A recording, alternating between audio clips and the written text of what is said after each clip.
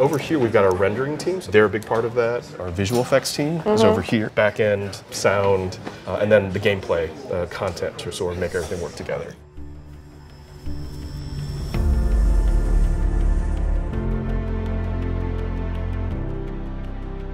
So even before we started working on Just Cause 4, we did like to refer to Rico as a force of nature. What's the one thing that can go up against a force of nature? It's another force of nature. Nature is probably the biggest friend and biggest enemy can have. It just sort of changes the game. He can't fight it with bullets. He can't fight it with explosions. It completely changes how the enemies and the AI have to react to it. It completely changes how a helicopter can fly through it. So here you go, tornadoes, sandstorms, torrential rain. These are all things that the Just Cause 3's Avalanche engine, it just couldn't do. Taking that functionality around weather, the entire gameplay around it is something that I dreamt of for over a decade. How do you code for something like that?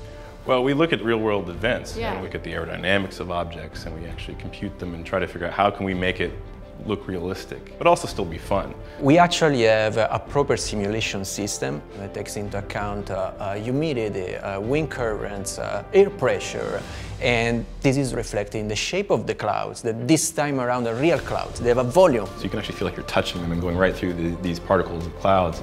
We have the tornado. When that goes through space, it's just decimating anything in its path, from huge bridges to incredible glass domes. The lightning, it actually finds the highest point or the highest thing in there and will strike it. So that if you're just doing swinging around, they may hinder you. But If you strategically glide around and make sure those lightning strikes actually hit your enemies, then you are playing Just Cause 4. A big portion of some of our research and study is to figure out how to not only make it look good just being a rainstorm, but how to actually form a rainstorm. We're not talking about set-piece scripted events that occur like in a boss fight or something. This is in the world. When they interact with it is completely systemic, just like anything else. It works with the physics, it works with the tool set of Rico. And even when a tornado forms, it actually forms around the clouds and connects with the clouds. And can you see that from the distance, or is it more along the lines of it suddenly appears? So you can see as far as you can, which is in our game is almost infinite.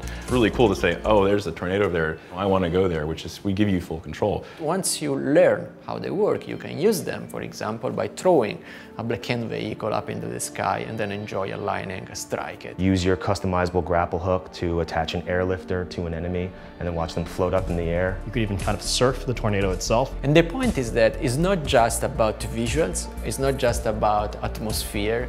Extreme weather for Just Cause 4 is not just a new fun thing for the player to play with. This is not the first time anyone's ever seen a tornado in a video game. This is the first time that you could open a wingsuit and fly into the tornado.